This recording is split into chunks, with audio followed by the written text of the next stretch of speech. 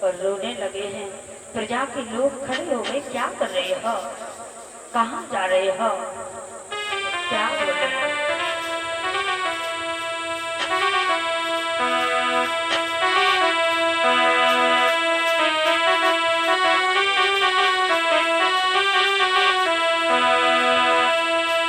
अब उदासी छाई है,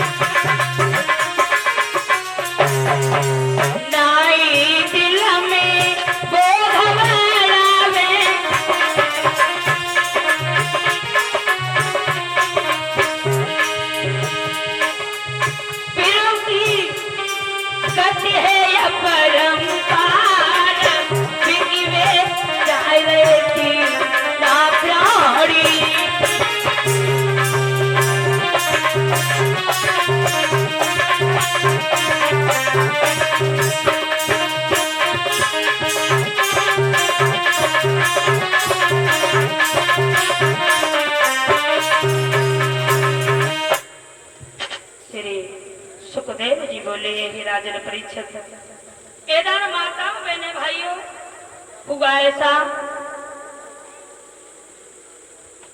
जब महाराज हरिश्चंद्र, रानी तारा, तीनों प्राणी बिकने के लिए चल देते हैं।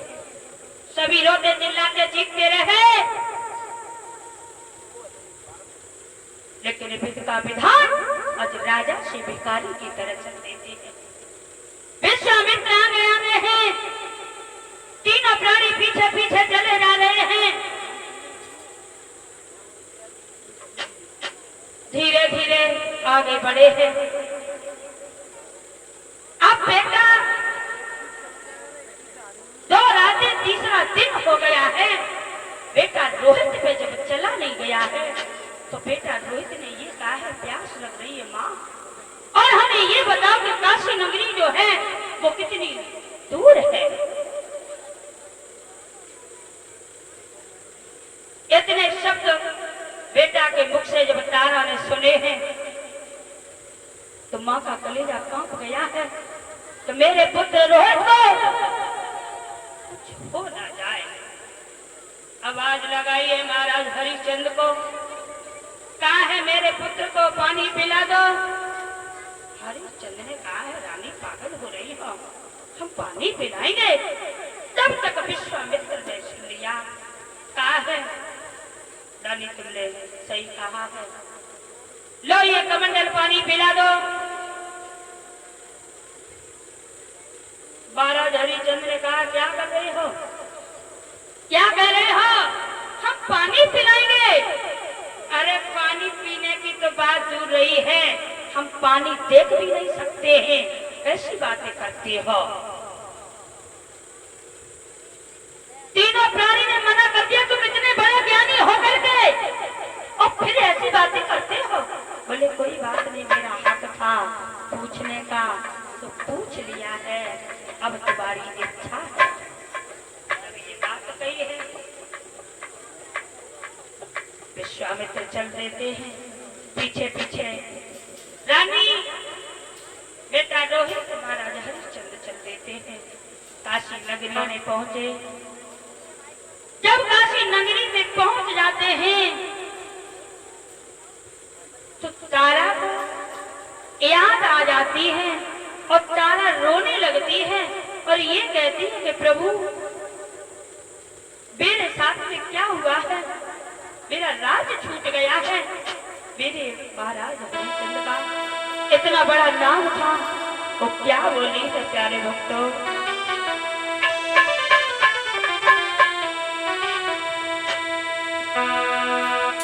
छूट गई अब जनगरिया, बिकी रे पवाई गए काशी रामा।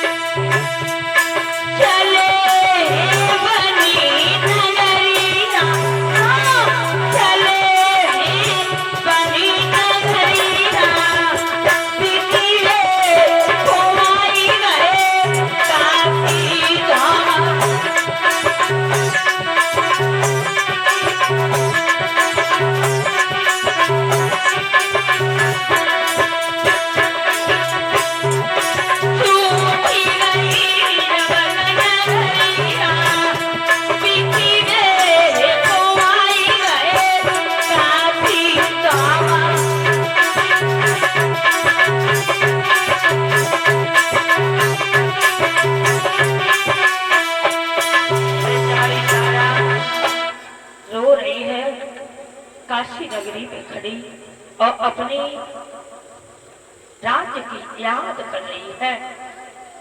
कहे प्रभु, आज मेरे साथ में ये क्या हो रहा है, जो हमारा सारा राज्य छूट गया है और इस काशी नगरी में मेरा मोल हो रहा है। विश्वामित्र ने आवाज लगाई है, काशी की नगरी, काशी नगरी में तीनों प्राणी का मोल करने लगे। जितने वहां दुकानदार थे चौराहे पर आवाज सुनी है, सोचने लगे ये कैसे संत हैं जो इन तीनों प्राणी का मोल कर रहे हैं। पास में आ गए हैं, तब तक हुआ ऐसा वेश्या आ गई। उसने कहा है, स्वामी जी इस स्त्री की क्या कीमत है? जाके हाँ, जो ये लाल लुटिया पहने तक पीछे साड़ी हो। अच्छा अच्छा, ऐसा है। कैसा? ये जो बच्चा पास में खड़ा है ना, छोटा सा, हाँ, ये बच्चा और ये स्त्री और ये पुरुष। अरे हमें स्त्री की कीमत बताओ, न बच्चे से मतलब है न पुरुष से मतलब है। अच्छा अच्छा अच्छा, तुम्हें नहीं मालूम हम वैश्या परिवार से हैं। अरे हमें बात से कोई मतलब ना, तुम काऊ परिवार की हो कोई हो, हमें चाहिए धन दौलत माया पैसा। हमें बरादरी से मतलब ना है। मुझे तीनों की कीमत चाहिए 60 बार। हम तीनों नहीं ले जाएंगे। अरे तो नियम तो सुन लो पहले। हाँ, तीनों ले जाओ जैसे तो 60 बार, 2 ले जाओ 40 बार, 1 ले जाओगे तो 20 बार। तो हमें ये औरत चाहिए औरत ले जाओ, बस। लड़के को ले जाते नहीं, लेकिन जब बताओ रुक सकते हो 10-5 मिनट? सो ना, हम आधो घंटा खड़े रहे हैं। तुम बताओ पूरे दिन हमारे पास में तो ना है, हमें ले जाने पड़े। अरे ना तुम बताओ तो पूरे दिन हम नहीं खड़े रहे, हमें तो बेचे में वो काम। हम यूं गई वो आई, अभी आए। तुम ऐसी जाओ चाहे वैसी जाओ, भाषा में कोई मतलब ना, चाहे सीटी मार के जाओ, हमें भाषा मतलब ना है। वो चाहिए 20 बार, दे जाओ और ले जाओ, न वो बरादरी से मतलब नहीं। तो मैंने तो पहले ही बता दिया कि मैं वैश्या परिवार से हूँ और मैं इस स्त्री को ले जाऊंगी और अभी आई 5 मिनट में, इन्हीं पैर गई इन्हीं पैर लौट आऊंगी। तो तुम तो नचे रही है ना 2 घंटा से। जाओ जल्दी आओ। जा रही हूँ, जल्दी जाओ जल्दी आओ। अब बाबा के ढेर तो टाइम है, बाबा को अंत तो जाने। कैसे बाबा है जी बताओ? देखो भैया, बाबा को धंधो चल रहा बढ़िया, बाबा को मतलब ना है बरादरी से 20 बार दे जाओ और ले जाओ, वो तो मतलब ना है तुमको। आइयो जल्दी। बिल्कुल अभी आए। अकेले आए हो बिना विवाह के लिए आए? अकेले आए, हमें हमारा ही ना कि नहीं जमाई चलते। तो बेहू हुए गए? हाँ मेरी चलती है। तो वैसियां बेटा, वैसियां सोनी आनी बेच। हाँ मैं वैसियां चला तुम्हें घर में, तुम्हारी चलती है मत भाई, बातें तो समझ गए। हाँ मेरी चलती है। तो सरकार तुम्हारी चल रही है घर में, बातें से ही पता चल जाती है। सही बात है। लेकिन चलती ना रेलू है, भैंसियां घेरते हैं तो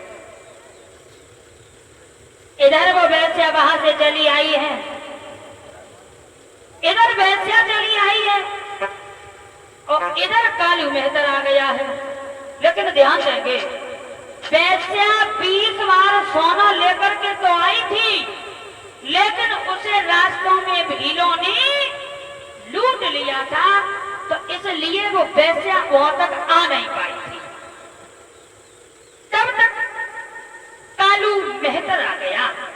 कालू मेहतर ने ये कहा है कि इस पुरुष की कीमत बताओ। तो विश्वामित्र ने तीनों की कीमत बताई है 60 बार सोना। कालू मेहतर ने कहा कि देखो, हमें सिर्फ ये पुरुष चाहिए, इसी की जरूरत है। पता नहीं कालू मेहतर अपने पास में 20 बार सोना रखे थे क्या। महाराज हरिश्चंद्र को खरीद लिया है, 20 बार सोना देकर के विश्वामित्र को और महाराज हरिश्चंद्र को खरीद लिया। रानी तारा रोने लगी, सोफी जी ये क्या कर रहे हो, ये हक आपका नहीं था, हक मेरा था, मुझे बेच देते तब आप बेचते।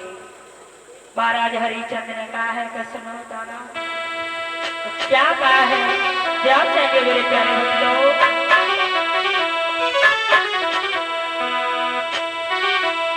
आरे ते की समय को खेला आंसू भरी आए।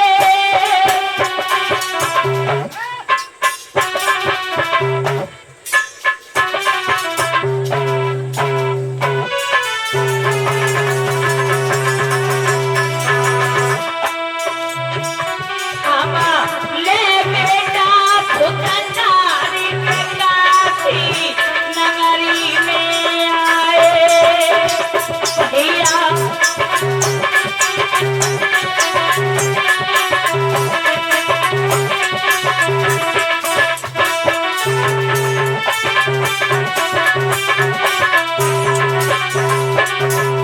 कहने लगे महाराज हरिश्चंद्र सारा ध्यान रखना, धर्म का ध्यान रखना, पुत्र का ख्याल करना। और क्या बोले, आरे धर्म की करियो निगरानी।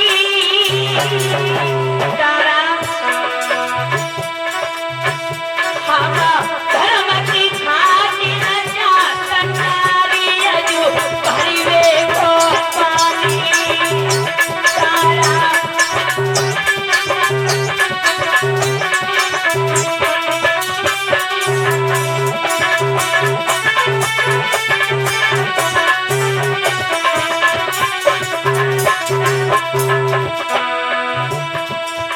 अरे हरि हरि बोलो मेरे भाई। और कर्म की नहीं मिटे करो जय लाभो चतुराई। भैया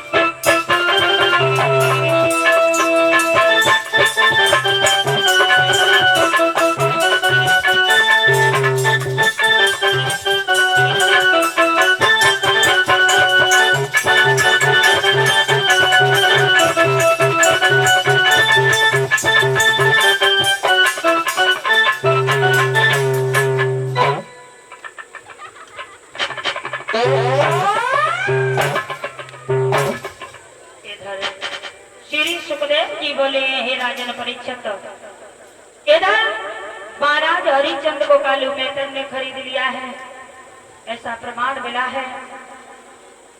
एक पंडित पंडितानी आए हैं, रानी तारा को खरीद लिया है और बेटा रोहित को अब विश्वामित्र के पास पूरा 60 बार सोना हो गया।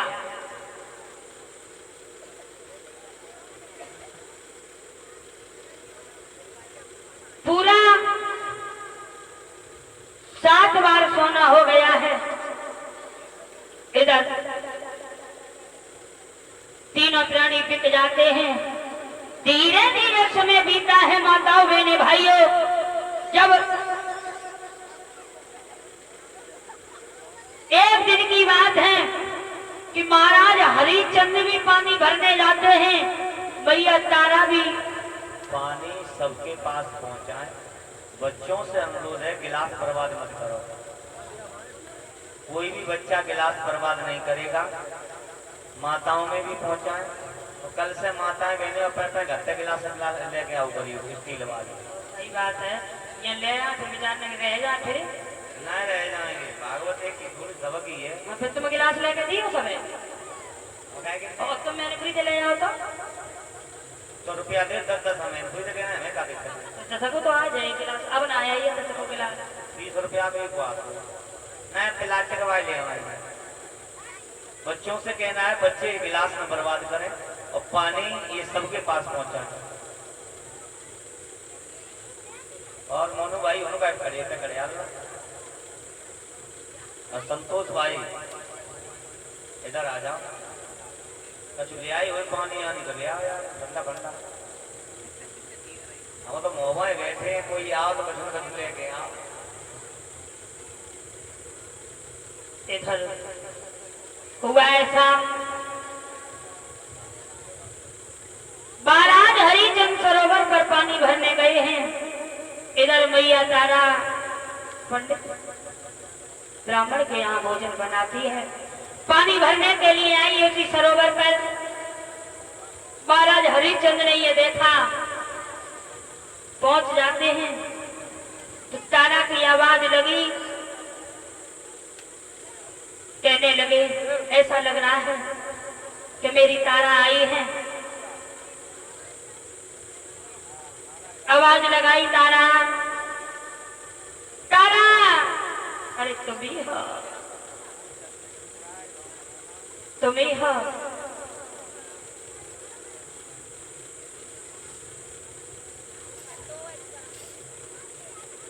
आवाज लगाने लगे महाराज हरिचंद, रानी मेरे घरे को उठवा दो, हम पे घड़ा उठ नहीं रहा है। क्या कहा है ध्यान देंगे।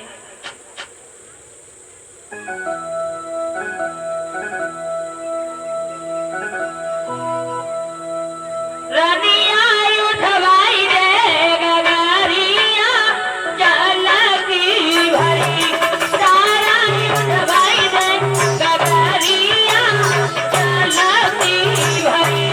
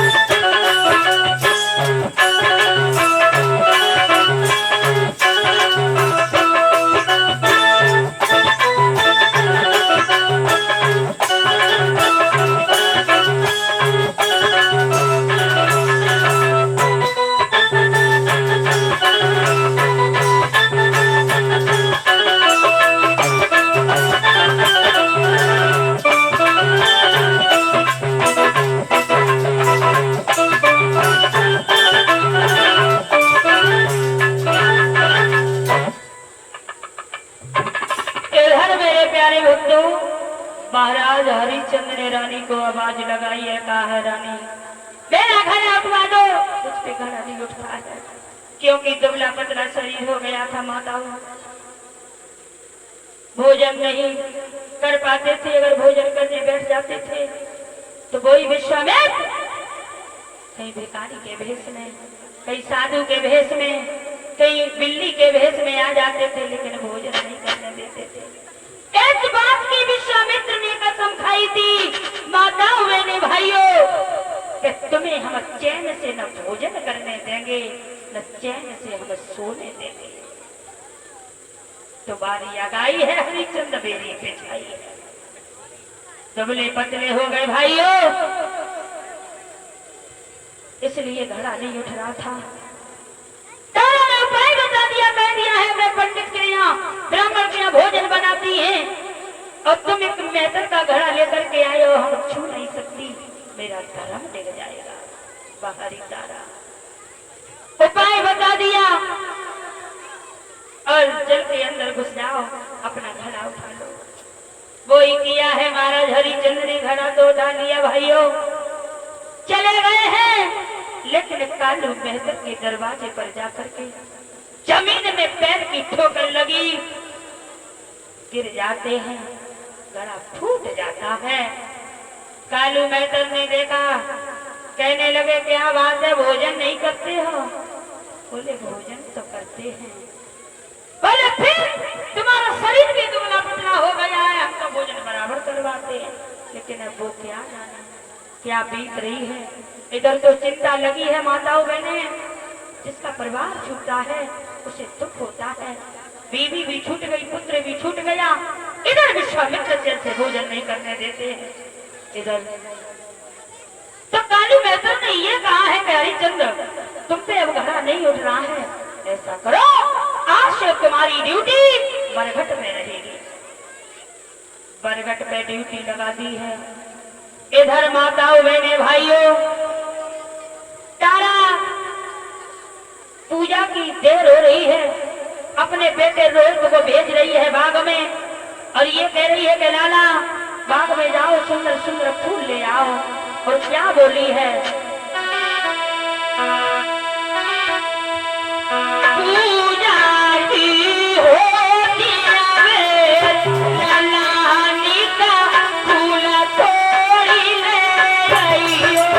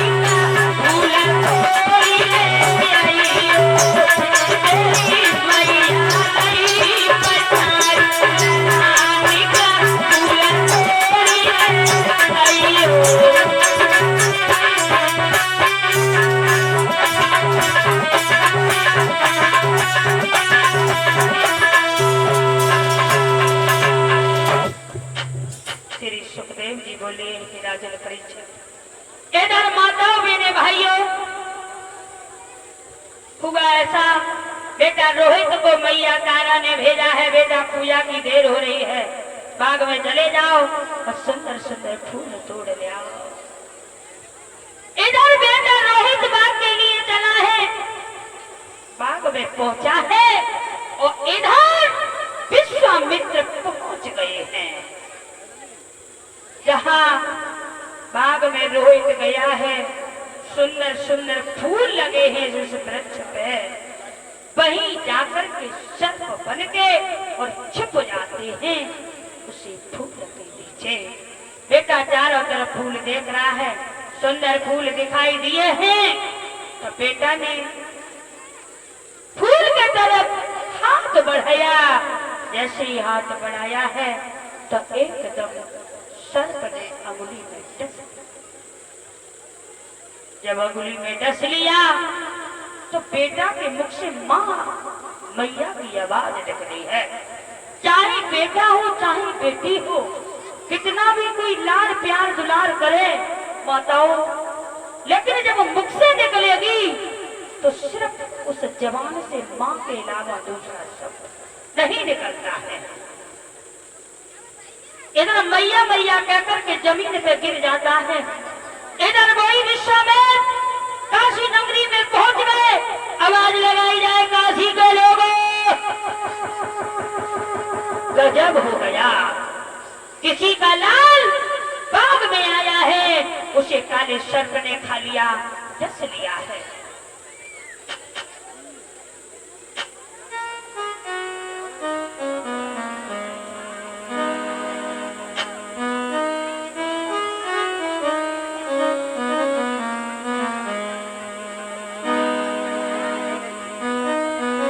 आवाज लगाई तो मैया तारा को दोनों में आवाज पड़ी है। माताओं, माँ के आंखों में आंसू आ गए। मुझे ऐसा लग रहा है मेरा ही बेटा गया था। कहने लगी है बहन, मेरा पुत्र गया था। ऐसा तो नहीं है मेरे बेटे को ही डस लिया हो। कहा है अगर तेरे बेटे को डस लिया हो, खा लिया हो, अगर मर गया हो तो भाई फेंक जाना, उससे पहले भोजन बनाओ और मेरे भगवान का भोग लगा, मुझे खिला तब जाना। माताओं, अगर किसी को अपने पुत्र की खबर आ जाए तो उस माँ पे भोजन बनेगा। भोजन की जगह क्या कदम भी नहीं रखा जाता है, पैर भी नहीं बढ़ते, हाथ भी नहीं चलते हैं।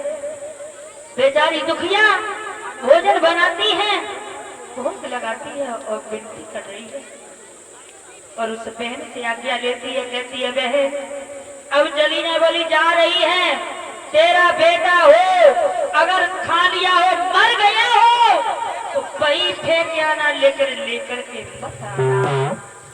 मैया तारा पछाड़े खाती है, गिरती है, बाग की तरफ पहुंच जाती है। जब बाग में पहुंची है तो देखा चारों तरफ देख रही है, लेकिन बेटा नहीं दिखाई दे रहा है। आगे बढ़ी है तो पुत्र की बहस पड़ी है, थोड़ी थोड़ी सांस चल रही है। एकदम जाकर के मैया ने पुत्र को सीने से लगाया, कहा बेटा ये क्या हुआ है, तुमने ये क्या किया है। बेटा रोहित कहने लगा है मैया, पराधीन सपने सुख नाही, और करे विचार देखो मन माही।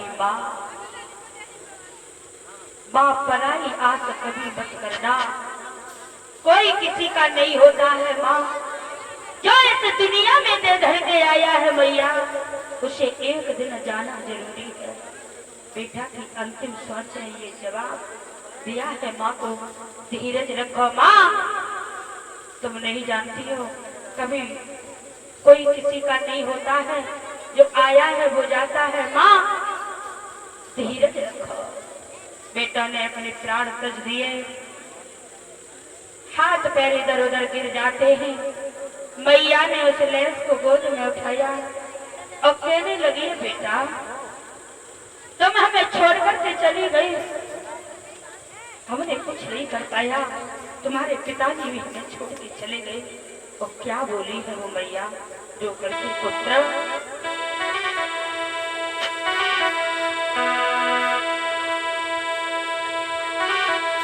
चेत गर्भ में रही और नींदवर सोई और काया में बेटा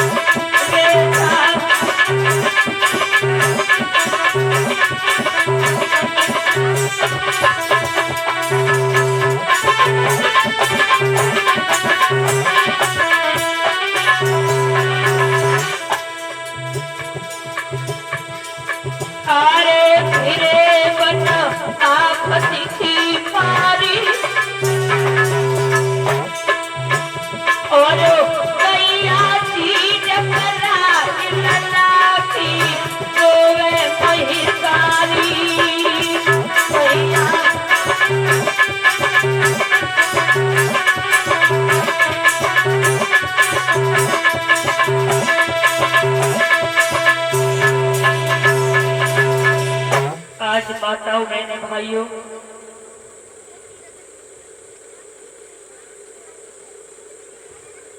इधर हुआ ऐसा, गोदी में लहस ले लेती, कहीं पुचकारती है, कहीं मीठा लेती है।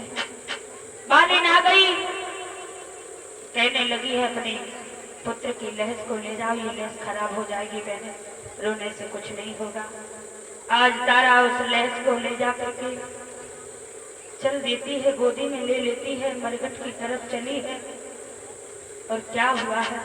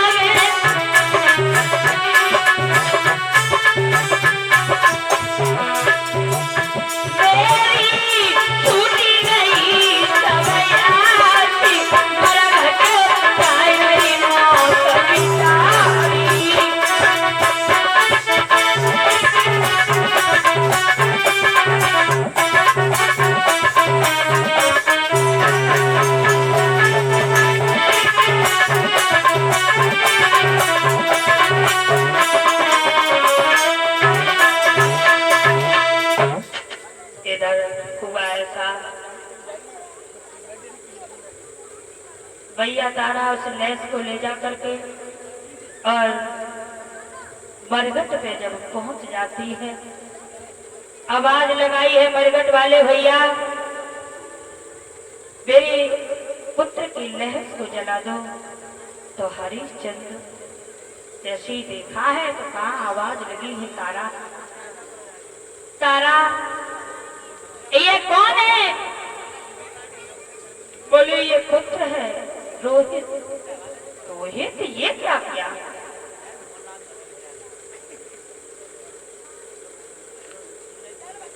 बोले तुमने ये क्या किया तारा? बोले क्या करें, फूल लेने गया था, सर पर डस लिया। बोले कोई बात नहीं है, तुम ऐसा करो, हमें कर का टका दे दो और हम लेस को चला देंगे। तारा रो करके बोली है, पिया कैसी बातें कर रहे हो?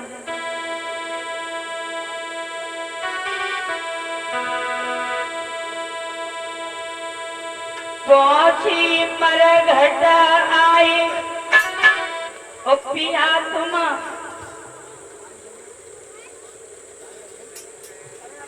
और ये भंडारे में जो दान कर रहे हैं 500 रुपया श्री वास्तव ये घिरोर से आए हैं, जो भंडारे में दान दे रहे हैं, ताली बजा दे। माता रानी कृपा करे ऐसे दानदाता के लिए जिन्होंने 500 रुपया दान किए।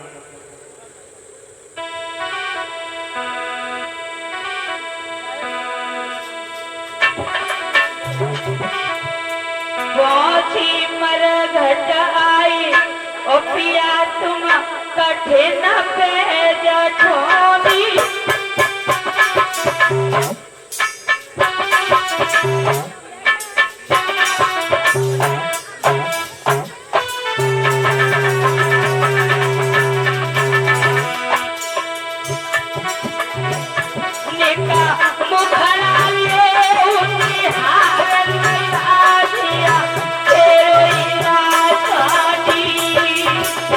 Yeah.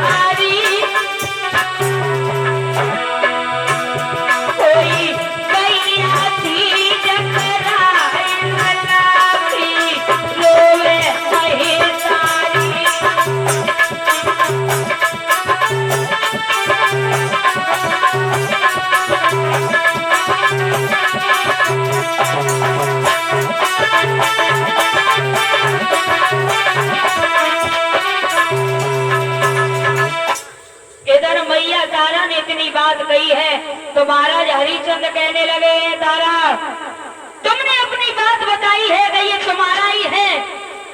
मुझे क्या मालूम थी पिया तुम कफन के भूखे हो, पुत्र तुम्हारा है पुत्र मेरा है। बोले तारा उस दिन की याद करो जिस दिन हम सरोवर पर पानी भरने के लिए गए थे, तुमने ये कहा था तुम्हारा गला नहीं छुएंगे, मेरा धर्म चला जाएगा। अरे तुम ब्राह्मण के यहाँ भोजन बनाती हो, तुम्हारा धर्म उस दिन जा रहा था, आज धर्म भी आ जा रहा है? अरे वो हम घड़ा लेकर के आए थे, एक मेहतर का घड़ा था, उस घड़े में क्या था? तुमने मेरा घड़ा नहीं छुआ था। तारा उस दिन की याद करो तारा, आज तुम्हारा धर्म जा रहा है, उस दिन तुम्हारा जा रहा था, आज मेरा धर्म जा रहा है तारा। और क्या कहा है? अरे भादों को लेना ओ याद करो बादी नकी गोरी।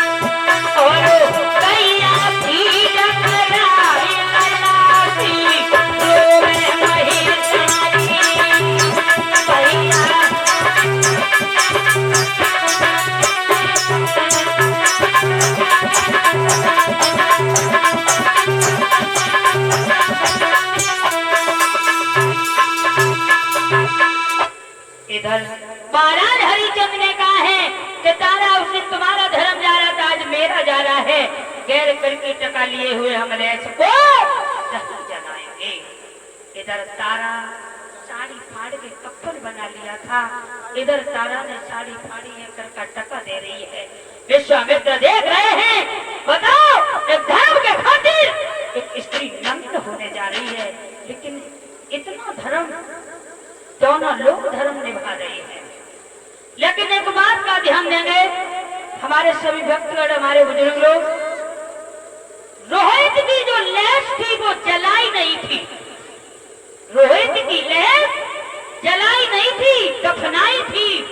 जो लैस जो शरीर ये जल जाता है वो वापस लौट करके नहीं आता है, दफनाई थी।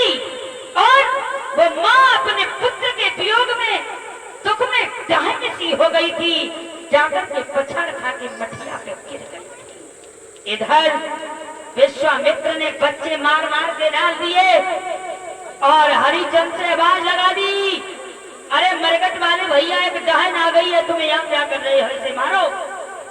हरिश्चंद्र भागे तलवार उठाई है। जैसे ही देखा तो डाला, बोले तू तो डायन हो गई, इसीलिए तूने मेरे पुत्र को खा लिया। जैसे ही तलवार चलाई, विश्वामित्र ने कलाई पकड़ी, बोले हरिश्चंद्र को जाओ, क्या कर रहे हो? अरे तुम एक धर्म के खातिर अपनी औरत को भी मारे दे रहे हो। पीछे मुड़ के देखा, बोले सब वही हो तुम जिन्होंने मुझे किसी लायक नहीं रखा, बेकारी बना दिया, मेरा बच्चा भी चला गया। बोले बच्चा कहीं नहीं गया है, तुम्हारी ये रानी तारा है। नेत्र बंद करो दोनों लोग। नेत्र बंद किए हैं भाइयों। बेटा रोहित मैया मैया कह करके आवाज लगा करके आया, और वहां ना मलगट है न कुछ है, फूलों का बाग दिखाई दे रहा है। कहा है माँ आप यहाँ क्या कर रही हो? पिताजी हम फूल लेने आए हैं। विश्वामित्र बोले तीनों प्राणी मिल गए, अब ऐसा करो आप हमसे कुछ मांग लो। बोले बताओ भिखारियों से हम क्या मांगे, जो खुद भीख मांगते हैं, भीख मांगने से तुमने मेरा सारा राज ले लिया, मुझे भिखारी बना दिया, हम क्या मांगे? बोले नहीं बेटा, हमने परीक्षा ली थी, तुम परीक्षा में पास हो गए, अब हमसे कुछ मांग लो। तो जब तारा ने ये बात कही है, स्वामी अगर यही बात है तो हमें मांगने दो। तो तारा ने कहा है कि हमें ज्यादा नहीं चाहिए। तारा ने कहा है साईं इतना दीजिए जामे कुटुंब समाए, मैं भी भूखा ना रहूं, कोई संत न भूखो जाए। ज्यादा नहीं, इतना दे दो जो हम भी खाते पीते रहे, और मेरे दरवाजे पर कोई संत महात्मा आ जाए भीख भिखारी वाले, उन्हें भी हम भोजन कराते रहे, बस ज्यादा नहीं। इतना समय, इतना टाइम उन लोगों के लिए शोकत की तरह रह गया। सारा राज्य मताई हुआ है, तीनों प्राणी अपनी अयोध्या नगरी के लिए चले आए हैं। इस बात का ध्यान रखना, जो धर्म पे चलता है माताओं बहने भाइयों, वो हमेशा विजय पाता है, और अंत में विजय उसी की होती है। धर्म पे चलता है, जो किसी के साथ कपट नहीं करता, बेईमानी नहीं करता है, चोरी नहीं करता है, और 2 नंबर की कमाई नहीं करता है, बस वो ही धर्म पे चलता है, और वो ही सकून में खाता है। और जो गलत कमाई करता है, चोरी करता है, कपट से कमाता है, वो कभी सुखी नहीं रहता है। बोलियो कन्हैया लाल की, बोलियो सतगुरुदेव भगवान की।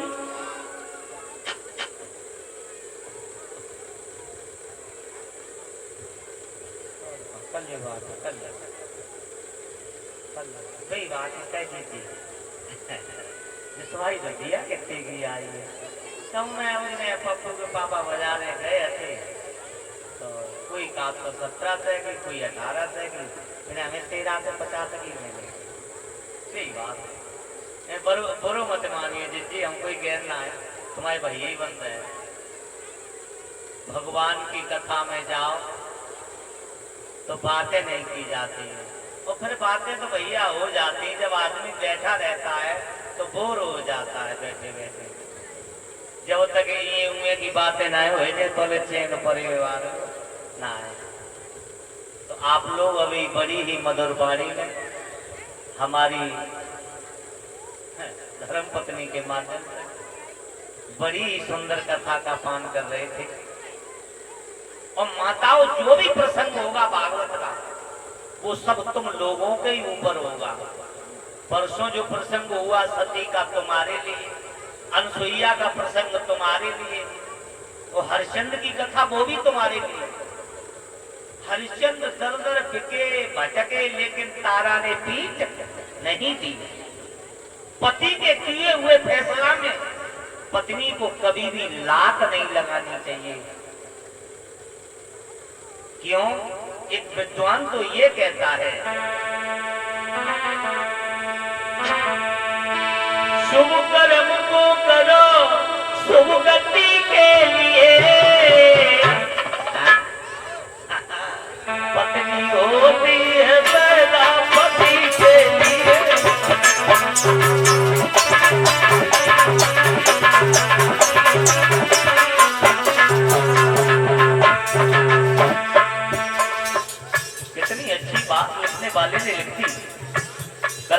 वाली बहनाएं, आपका सम्मान होगा।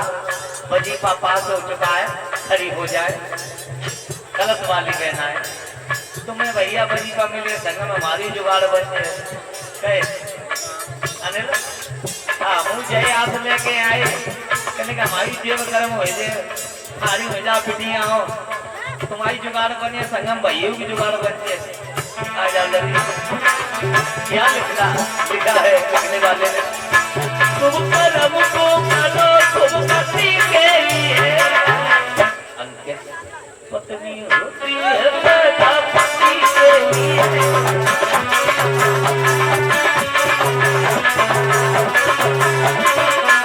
और क्या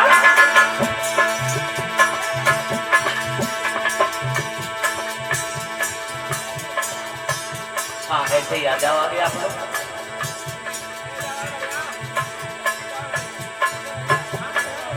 सासु ससुर की सेवा करिए,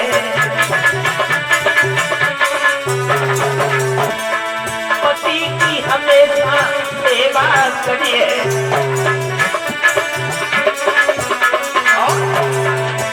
ये बैठी रहे अनुमति के लिए। पत्नी होती है पैदा पति के लिए।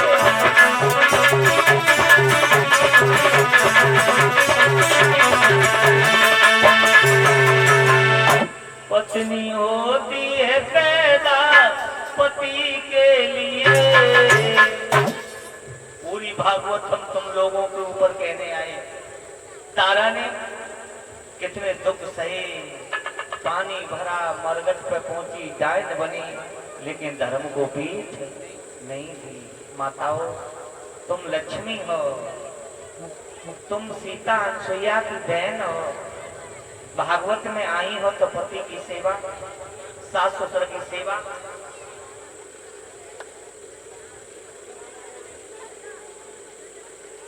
और ये मनुपुरा गांव से आए,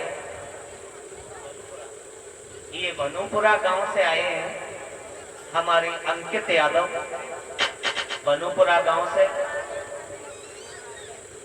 जो एक माला बबली के लिए, एक हमारे लिए और एक माला हमारे परीक्षक महाराज जी के लिए, एक उनकी धर्मपत्नी जी, एक यज्ञपति महाराज, एक पति जी की धर्मपत्नी। चौथे दिन की कथा में ये हमारे अंकित यादव मनुपुरा से आकर के हम लोगों को वह हमारे एक पति परीक्षक जी को सम्मान दे रहे हैं। ताली बजा दे, बेटा को आशीर्वाद दे। ये बेटा बड़े होकर पढ़ लेके अपने माता पिता का नाम रोशन करे, मंजिल को प्राप्त करे। और यही भाई हमारे कलश वाली बहनाओं को सम्मान दे रहे हैं।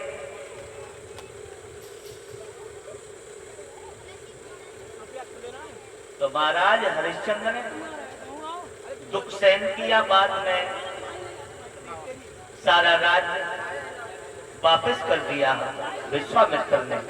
क्यों? उनकी तो परीक्षा हो रही थी, परीक्षा में पास हो गए। ये सारा समय, ये सारा टाइम, और हमारे अंकित कमेटी अध्यक्ष जी को सम्मान दे रहे हैं। ताली बजा दें हमारे अध्यक्ष जी को, श्रीमान हरीश यादव जो आरतिया जी हैं। ले लो माला। तो ये माल्या हमारे अध्यक्ष जी को। देखो व्यवस्था कोई भी करे, कितनी भी करे, कितना भी पैसा हो और कितने भी गांव से चंदा हो जाए, लेकिन एक आदमी व्यवस्था देखने वाला होना चाहिए। इस चीज की मुझे बड़ी खुशी है कि आप लोगों ने चंदा दिया, व्यवस्था देख रहे हैं, लेकिन कमान हमारे हरीश यादव जी संभाल रहे हैं। हर आदमी व्यवस्था नहीं देख पाता। क्यों? इतना टाइम नहीं आदमी के पास। इस चीज की मुझे बड़ी खुशी है कि आपके गांव में इतना अच्छा राग है, इतने अच्छे लोग हो जो एक आदमी के ऊपर व्यवस्था छोड़ देते हो। ये होना चाहिए, क्योंकि तभी गांव की बदनामी बचती है। अब 90 महतिया 100 कोतवाल हो जाए तो राग बिगड़ जाता है। मुझे बड़ी खुशी है अनिल भाई जो आप लोगों ने एकत्रित होकर के इतनी सुंदर व्यवस्था जोड़ी, टेंट साउंड और हम लोगों को बुलवाया और हमारे आरतिया जी को मैंने मना दिया। आपकी भागवत संपन्न हो तो आगे के लिए ऐसे ही हमेशा होती रहे, बस में यही चाहते हैं और कुछ नहीं चाहते हैं।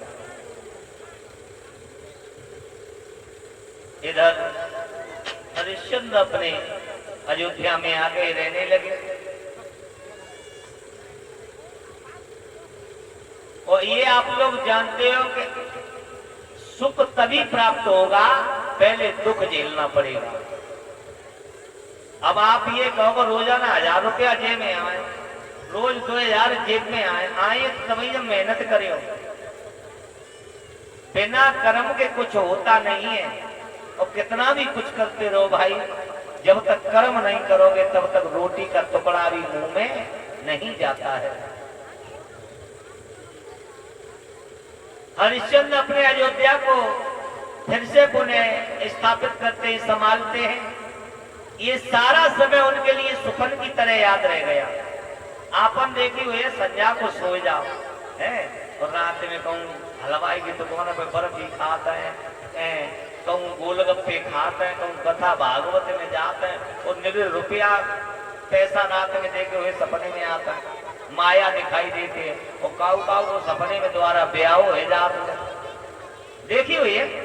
अच्छा, इतने लोग बैठे, ऐसा कौन सा इंसान है जो सपना न देखता हो? कोई रात में नई चीज मत पहने घूमत हो, कोई रोवत हो, कोई हंसत हो, कोई मजा, कोई उड़त हो। सपने में रोना अच्छा होता है, विष्टा दिखाना अच्छा होता है, संत महात्मा दिखाए अच्छा होता है। और एक चीज बताएं, सपने में संत महात्मा या कोई देवी देवता दिखाए तो कभी किसी को मत बताओ, ये मानो तुम्हारे दिन अच्छे आ रहे हैं। सपने में पानी दिखाई दे बहुत अच्छा होता है। सपने में पैसा अच्छा नहीं होता है, माया अच्छी नहीं होती है। सपने में हंसना अच्छा नहीं होता है। सपने में पूरी सब्जी खाना बनाना ये अच्छा नहीं होता है। फल देखना अच्छा होता है, कच्चा फल तोड़ना ये अच्छा नहीं होता। याद रखें हमेशा। तो हमारे सपने में 3 दिन पहले ब्याह हो, तो मुझे कहे और दिन में हम 2 जने चले गए यहाँ कथा में तो फिर पहुंचे बाजार में, अच्छी अच्छी चीजें खाते रहे, रात में फिर सोए गए। कूलर चलाओ ऊपर के सोए, रात में 2-2:30 बजे के टाइम पे आरती है भैया सपनों भाव खूब बैंड बज रहा हो, हम बैंड में बैठे और हमारी सारी नच रही, सारे नच रहे। ससुरालिया बड़े खुश है कि लड़का बढ़िया मिल गो, देखो मोरी खूब सुखी राती, लड़का भागवत का तो बढ़िया तो खूब बढ़िया परिवार है, जमीन जा जाए थे, बब्बा जगह प्रधान रहे, कमी का हुआ था कि ना मकान दुकान सही है, सही करो जो मोरी जाके लेकर दी। और पानी में हम जगह कम कर सुना गोली बैठी वहां पे आलू वाले मार डाले, और ये कतनी का हो तुम इधर कचौरी साथी हम सोची अरे आज कचौरी कर ले, ये किचन में लगी आलू वाले कि तुम मत हम आओ तो ब्याह हो तो ब्याह तो बाद में कौन बचपन देखेगा जे किचन में आलू का हमें आ रहा हूँ बाजार तो सवेरे हम किचन में दूसरी की सजाए किचन आ रहा हूँ कथा तो कौन आते बताओ, हमें तो आ रहा हूँ तो दुनिया आ रहा हूँ चाहते जब कोई ना चाहो तो किचन में घुस के रोटी कर ले। अब तो किचन की भी चप्पलें चली गई। कभी भी भोजन बनाओ तो चप्पल जूता बाहर उतारो, नहा धो के भोजन बनाओ। माताओ क्यों तुम घर की लक्ष्मी हो, बाजार में तुम देखो हालत खराब हो, जूता चप्पल पहन के रोटी बनती। अब हमारी बबली बिना चप्पल पहने किचन में नहीं घुस सकते। और हम क्या कहते हैं काम के चप्पल जूता बाहर रखो कि किचन में चप्पलें अलग है। मथुरा परिक्रमा करवे जाइए तो परिक्रमा की चप्पलें अलग। देखिए तुम लोग हर चीज की व्यवस्थाएं अब तो वीआईपी है। और हम सिटी से बाजार से देहात को अच्छा समझते हैं, फिर भी आप लोग समझदार हो। खान पान रहन सहन आप लोगों का अच्छा है और हम लोगों का बाजार में रहन सहन अच्छा नहीं है, क्योंकि हम जानते हैं रहते हैं। अगर बिजली चली जाए तो तुम समझ लो हालत खराब हो जाए, सारी रात जगह निकल जा, सोए ना पा। तो हमारी एक चीज देखी हुई है माताओं, तुम घर की लक्ष्मी हो। ऐसी कौन सी बहन है जो सुबह नादों के भोजन बनाती है? हाथ तो उठाइए। बहुत सुंदर। एक ही लोग नादों के भोजन बनाती है। घर में लक्ष्मी चाहो, पैसा चाहो, धन चाहो, सद्बुद्धि विकास चाहो तो सुबह नादों के ही भोजन बनाओ। अब वही का भैया किसान है, देखियो ये तुम लोगों ने पागर के फूट गए वागी जो नारी आई भूवरिया आए भूवरिया पागर के फूट गए वागी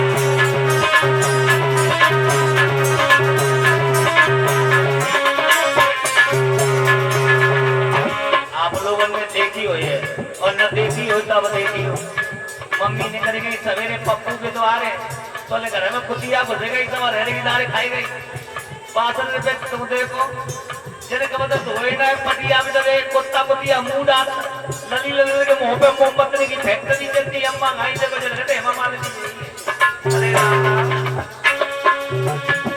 ये सोए सवेरी उठे अवेरी घर घर फेरी दे सवेरे निकल गई मोहल्ला में मैंने वो सुना है कि हमारे बाली बच्चे पढ़वे जाए वो बैठे वे निश्चय नहीं हुए पाती अरे राम राम सोए सवेरी उठे अवेरी घर घर फेरी दे ये बोला वरना कहीं को मारे पति को गाली दे सारी आई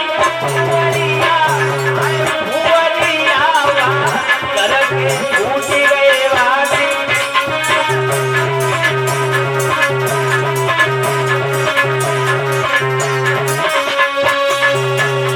छोड़ो का बुरी और लगी दे और हमारी बात बुरी न लगो चाहिए क्यों तुम घर की लक्ष्मी हो हर दिन यही हम बताते हैं नहा धो के साफ सफाई से भोजन बनाओ बच्चों को संस्कारी चाहते हो पढ़ा लिखा देखना चाहते हो इन्हें टाइम से स्कूल भेजो क्यों माता निर्माता भवती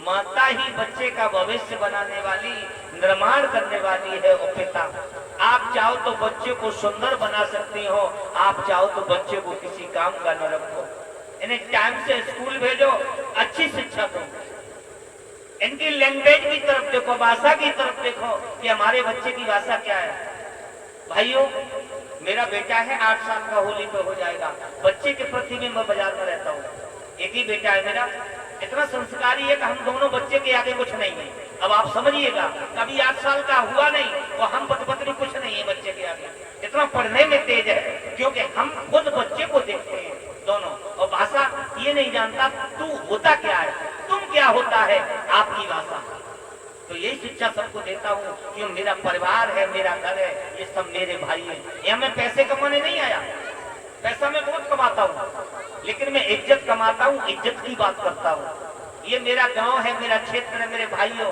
ये कलयुग चल रहा है यहाँ कोई किसी का नहीं है ज्यादातर बच्चे माता पिता को ठुकराते पत्नी की बात मान गए इसलिए भाइयों कहूंगा माता पिता को मानो जो बच्चा अपने माता पिता को चाहता है माता पिता की सेवा करता है उसके घर में हर चीज होती है मैं अपने माध्यम से कह रहा हूँ इतनी सी उम्र में मैंने सब कुछ देख लिया मैं अपने पापा को मम्मी को बहुत चाहता हूँ शादी हो गई है बच्चे सब कुछ है लेकिन बिना पापा के पूछे मम्मी के पूछे कोई काम नहीं होता इसलिए कहूंगा भाइयों मेरी बहनों अपनी सास ससुर की सेवा करो पति की सेवा करो और घर में अगर उन्नत न हो तो रविंद्र को मैनपुरी से बुलाना कि भैया ये क्या हो रहा है घर में लड्डू गोपाल नहीं है उनकी पूजा करो बाजार से मूल मंगा लो मूर्ति 2-2.5 से के आए और लड्डू गोपाल की सेवा करो अगर घर में विकास हो तो हमसे कहना क्योंकि मैंने गरीबी भी देख ली तो आप 2-4 लाख रुपए को 2-4 रुपए समझता हूँ ये क्या है ये ठाकुर जी की सब कृपा है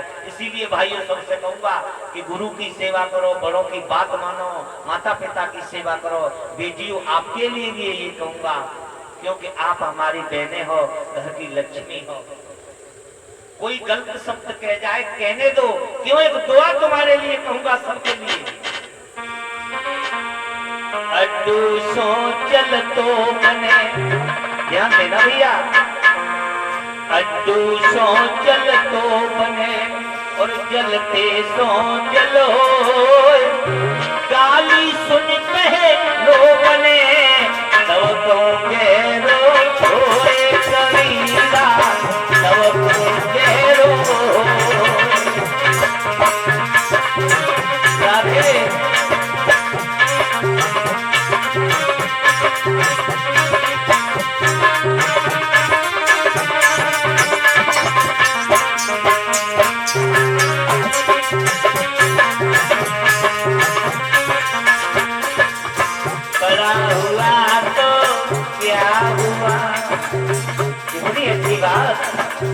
अरे भाव के नगरा के भाइयों माता के मंदिर पे कथा हो रही है तुम 11,000-21,500 दोगे तो अपने लिए दोगे माता के लिए दोगे तुम्हारे आगे की सुधरेगी जन्म तुम्हारा आगे के लिए अच्छा बनेगा बड़ा हुआ तो क्या हुआ, जैसे पेड़ खजूर, पक्षी को या नहीं, फल लागे अति दूर कबीरा, फल लागे अति दूर।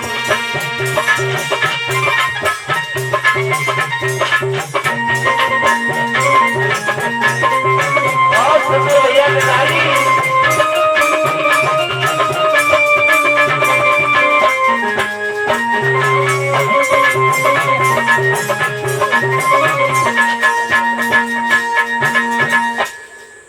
बड़ा हुआ तो क्या हुआ, जैसे पेड़ खजूर, पक्षी को छाया नहीं, फल लागे अति दूर। अब बताओ, ऐसे बड़े हुए थे फायदा का जो कबू गरीबों की सेवा नहीं करी है।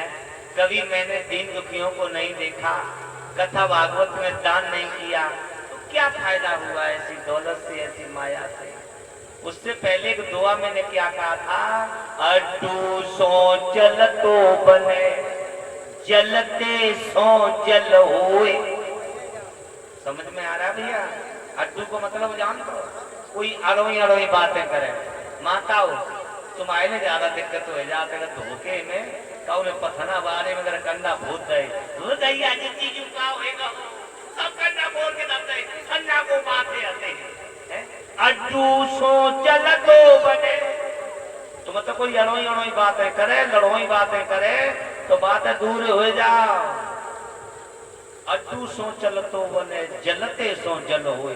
तुमसे कोई पड़ोसी जंतु है, पड़ोसी खिसे आते हैं, वो आजकल दुनिया में जो ही होता है, तुमने कहा बढ़िया कमान खान लगो, अच्छो राग हो जाए, आरती है भैया, तो पड़ोसी के आगे लगन लगते जी। घर घर कहानी बता रहे हैं, हम अपनी कह रहे हैं, सबके लिए कह रहे हैं। तुम आपने को बढ़िया राग हो जाए, लड़का कमान लगे, वीआईपी व्यवस्था हो जाए, इलट पलट ले ले, उन्हें सही ठीक ठाक खाने पीने लगो, तो पड़ोसी के आगे लगन लगे हैं जो कैसे खाने पीने लगो, जब कैसे लड़का लगो। अड्डू सो जल तो बने, जलते सो जल होए। तुमसे कोई जलता है तो बाके सामने बनाया पानी के समान होगा। गाली सुन बहरो बने, तुम्हें कोई गाली दे रहा है, तुमसे कोई लड़ना चाहता है, फालतू की बकवास करता है, तुम बात है बिल्कुल बहरे हो जाओ, मन न दे जाए तो करिए कैसो करिए। गाली सुन बहरो बने तब कहूं गहरो होए। अगर इन चीजों को तुमने बर्दाश्त कर लिया माताओं, मेरे भाइयों, तुम्हारा समाज में नाम होगा।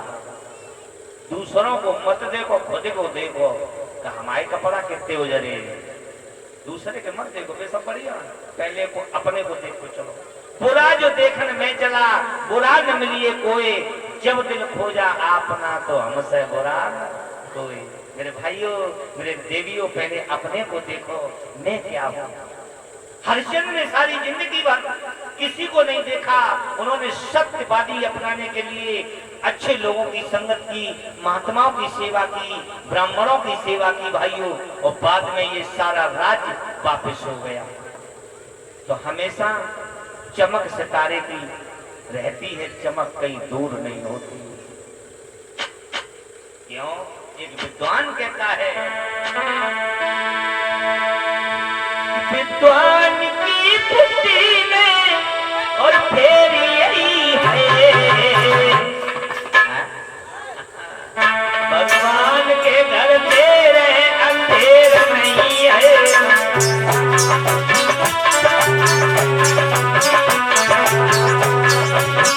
भैया बोलो, विद्वान की बुद्धि में और फिर यही है, भगवान के घर तेरे अंधेर नहीं है।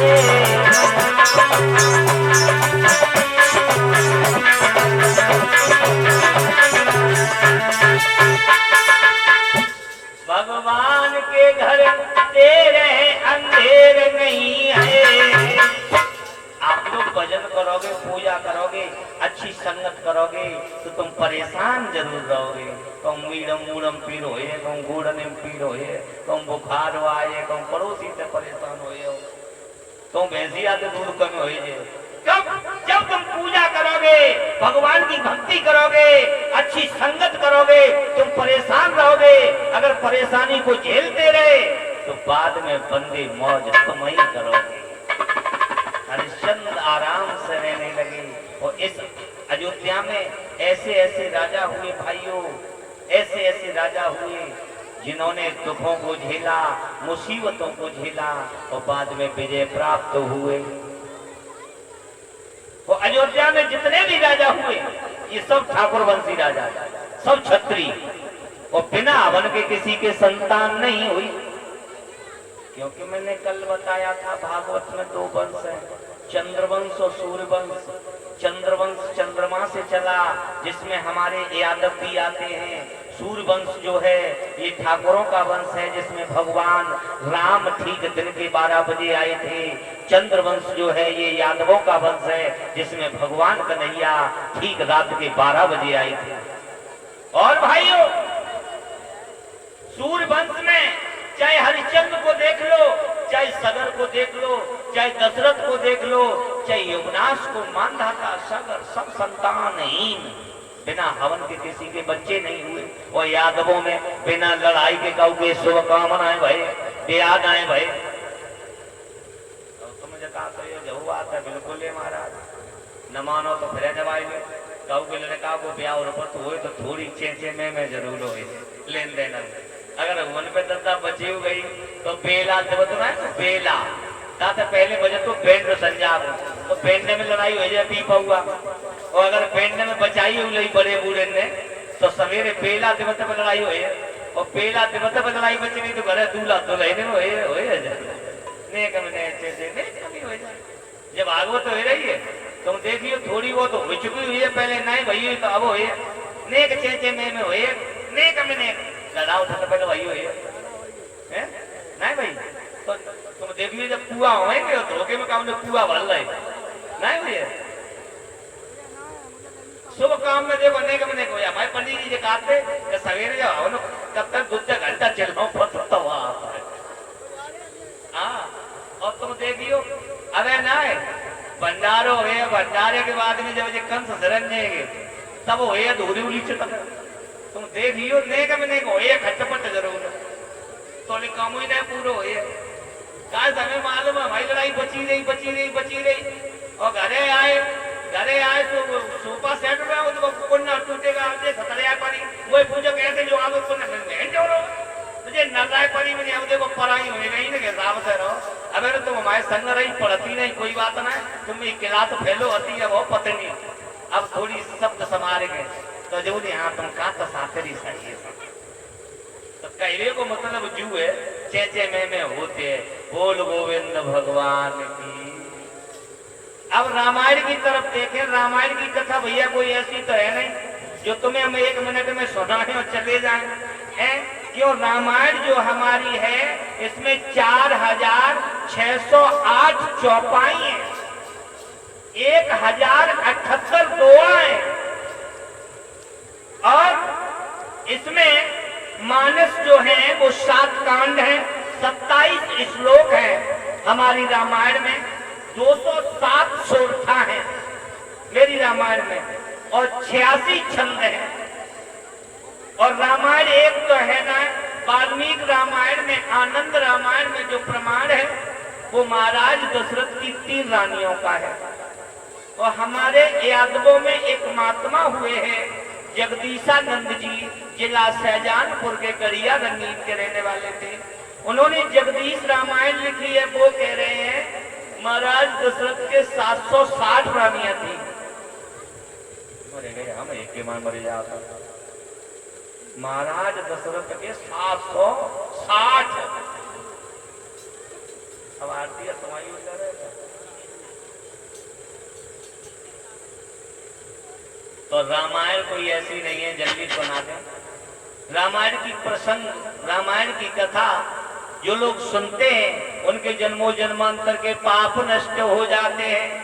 अब राम आए क्यों इस बात को सुने, फिर राम का विवाह हुआ कैसे, इतनी कथा सुनाएंगे सिर्फ आपको। चौपाई क्या कह रही है जरा गौर करें कि जब जब होए धर्म की असुर अधमय अभिमानी।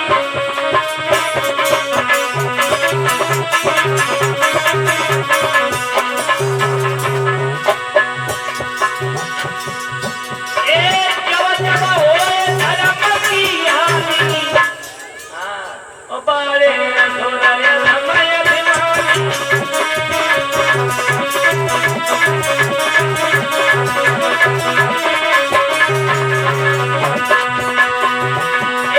तब तब धरे प्रभु विपिन शरीरा।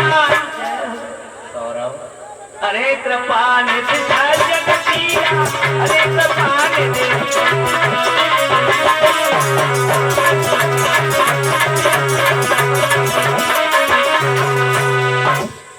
चौपाई, जब जब होए धर्म की हानि, पारे असुर अधमय अभिमानी।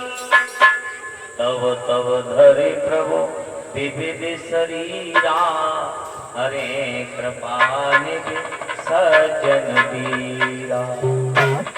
मेरे राम इसलिए आए थे, पृथ्वी पे पाप बढ़ते हैं उन्हें मारने के लिए, कुंभकर्ण रावण जैसे योद्धाओं को मारने के लिए।